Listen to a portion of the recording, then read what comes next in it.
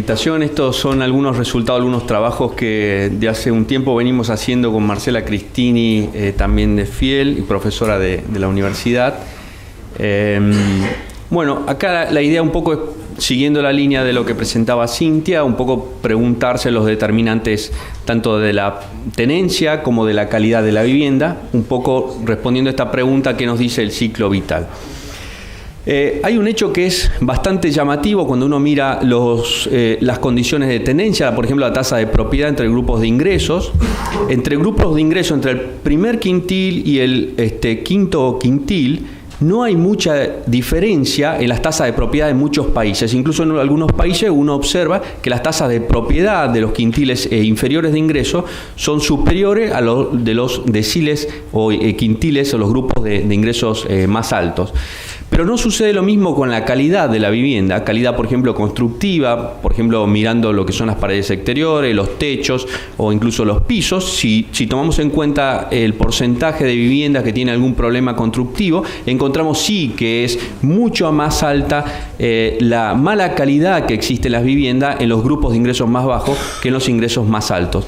Pero lo que no resulta obvio a priori es que los grupos de ingresos más altos no tienen una tasa de propiedad muy diferente de los grupos de ingresos más bajos. Hay una pequeña diferencia, en algunos países más, en algunos países menos, pero la diferencia es mucho más llamativa en la calidad. E incluso, les repito, en algunos países uno encuentra que la tasa de propiedad de los grupos de ingresos más bajos es más alta que de los ingresos más altos. Entonces, ¿qué está pasando acá? Claramente la calidad de la vivienda no es la misma de un grupo de ingresos, en los grupos de ingresos más bajos que en los grupos de ingresos más altos.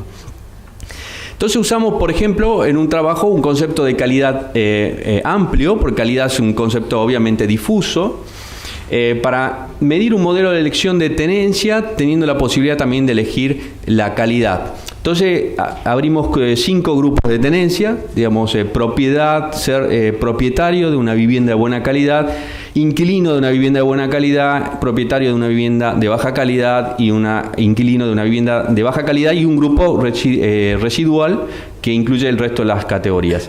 Esta medida de calidad es bastante amplia, como pueden ver ahí, está desde cuestiones de localización, si está cerca de un basural, si está cerca de una área inundable, hasta si tienen conexiones de agua, si falta electricidad, si el baño está compartido, si las paredes exteriores, es decir, el concepto de calidad constructiva, y también el hacinamiento. O sea, es una medida bastante amplia de calidad. Entonces pusimos, dividiendo entre grupos, para distinguir estas 5 categorías. O sea, ahora vamos a dar la posibilidad a los hogares de que puedan elegir, digamos, para estimar en realidad la probabilidad de que los hogares, dadas las características observables de los hogares, puedan elegir entre estas distintas categorías.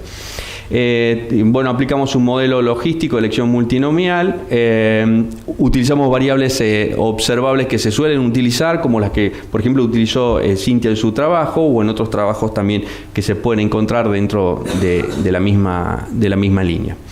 Bueno, algunos resultados. Primero, cuando uno controla por el ciclo de vida y otros factores como localización, bueno, cantidad de miembros del hogar, educación, etcétera, el ingreso de la familia no explica la probabilidad de ser propietario frente a la probabilidad, por ejemplo, de ser inquilino. Eso no lo explica, es una variable que no resulta significativa.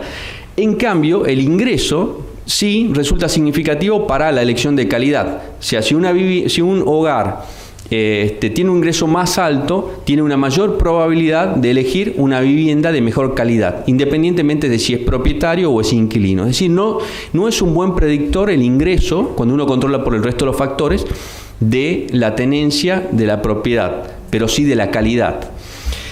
La educación del jefe de hogar tiene el mismo efecto sobre la elección de propiedad, es decir, no ayuda a distinguir entre si es propietario o es inquilino, pero sí sobre la calidad. Si asociamos, por ejemplo, educación a una medida del ingreso permanente, esto nos está dando un resultado también muy similar al que estaba mostrando Cintia.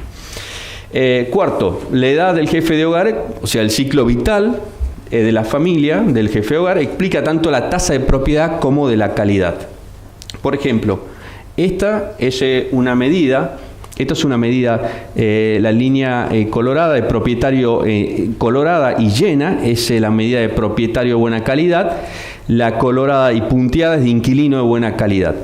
Luego, esto abajo tenemos los grupos etarios. Las líneas verdes indican propietario de baja calidad, la llena, y abajo es inquilino de baja calidad. ¿Qué nos dice esto? Bueno, primero, que en la edad del jefe de hogar, cuando los jefes de hogar son más jóvenes, la mayor probabilidad es que sean inquilinos. Pero también se encuentra algo interesante, es que cuando los jefes de hogar son jóvenes, la probabilidad de ser propietario de una vivienda de mala calidad es incluso superior o al menos igual que el de ser propietario de una vivienda de buena calidad. También interesante cuando uno, obviamente esto es el ciclo vital de las tasas de propiedad que uno observa en la realidad, que va creciendo a medida que va aumentando la edad del jefe de hogar, pero también en forma interesante uno puede observar que la propiedad, incluso de mala calidad, a partir de determinada edad, digamos 40 años, las familias es más probable que sean propietarios de una vivienda de mala calidad a que alquilen una vivienda, incluso de buena calidad. Es decir, se prefiere la propiedad a ser inquilino, aún resignando calidad. Un poco también en línea de lo que se hablaba recién, de que la propiedad sirve también como en contextos inflacionarios elevados y volátiles como una forma de ahorro. Entonces la propiedad, en alguna medida, aún de baja calidad, es preferible, digamos, de alguna manera por las familias. Entonces, un poco en conclusión, tanto la tasa de propiedad como la calidad de la vivienda de los dueños, yo no tengo acá el gráfico, pero si uno mira, hace una medida de calidad de la vivienda de los propietarios, tiene más o menos el mismo ciclo de vida el mismo ciclo que esta forma de tasa de propiedad. Es decir, va creciendo con la edad.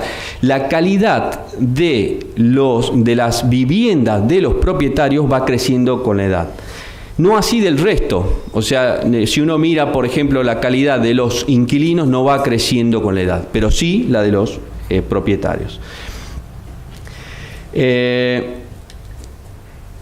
Se prefiere ser propietario a acceder a una vivienda de buena calidad. Hay en alguna medida un trade-off, un intercambio. Gente que prefiere resignar calidad para ser propietario.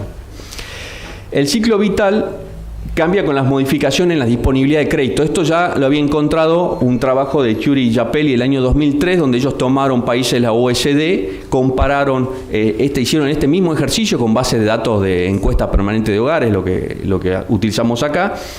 Pero tomaron en cuenta la disponibilidad de crédito, el acceso al crédito hipotecario en los distintos países, teniendo en cuenta buenos factores para no mezclar cuestiones de endogeneidad, o sea, variables cuidadosamente elegidas, y encontraron que en aquellos países donde la disponibilidad del crédito es menor, se retrasa el acceso a la primera propiedad, lo cual resulta algo bastante obvio. Es decir, la forma de estas curvas de propiedad cambian.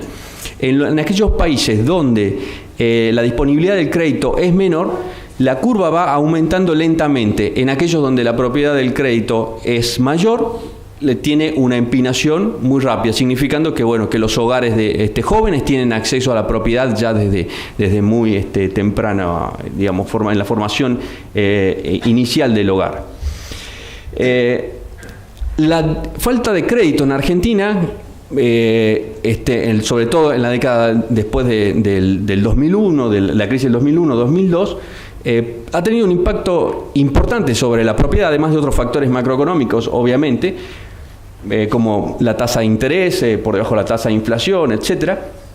Y no resulta por eso llamativo que por primera vez, cuando uno mira las mediciones censales, por primera vez al menos 50 años, la tasa de propiedad cae en Argentina. En el censo 2010, entre el 2001 y el 2010 se observa que la tasa de propiedad cae.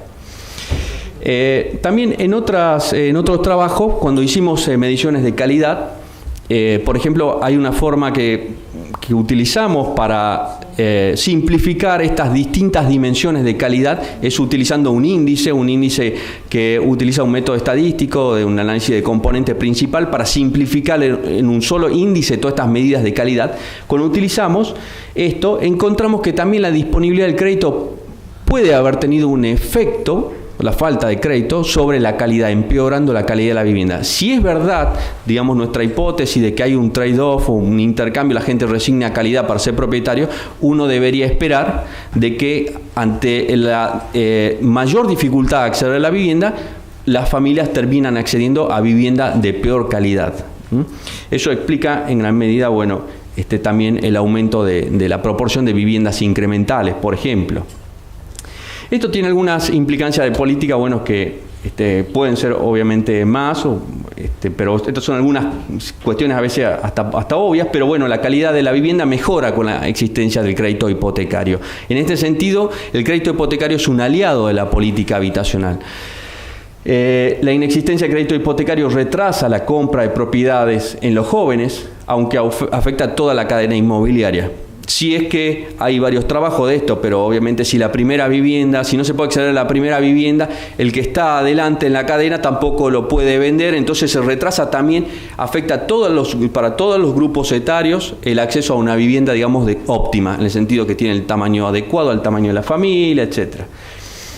Si no se considera el ingreso permanente o algún aproximado en la política habitacional y solo se mira el ingreso corriente, se puede terminar focalizando incorrectamente. Es decir, por ejemplo, hay varios programas de vivienda que tienden a favorecer mirando solamente el ingreso de la familia, sin mirar otros factores que pueden ser predictores del ingreso permanente, que van a tener un ingreso más elevado en el futuro y que le va a permitir acceder a través de medios privados, digamos, a través del mercado, a la vivienda. Entonces, si uno solo se focaliza en el ingreso corriente, e incluso recuerden que, por ejemplo, hay programas de vivienda que tienden a favorecer aún más a las familias jóvenes, independientemente del ingreso. Bueno, si no se tiene en cuenta todo el ciclo vital, uno puede terminar desfocalizando.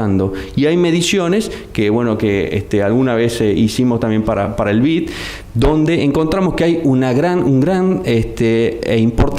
infiltración de los programas de vivienda público hacia quintiles superiores de ingresos. Y es probablemente también un tema de que se está utilizando medidas para focalizar que no tienen en cuenta estos factores. Para tener en cuenta es que siempre en los primeros deciles de ingreso hay muchos jóvenes, y esto en mayor proporción, y esto tiene que ver lógicamente con el ciclo de vida. Entonces, estos programas que tienden a preocuparse en los primeros deciles y en los jóvenes, muchas veces sin tener en cuenta el ingreso permanente, lógicamente terminan terminar entregando un activo a familias que en el largo plazo van a terminar siendo, digamos, estar en los quintiles superiores y van a ser familias ricas. Bueno, muchas gracias.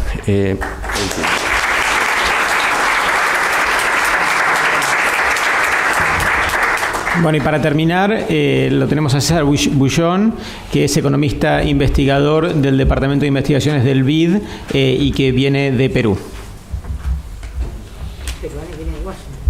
Bueno, en realidad vive en Washington, pero nació en Perú.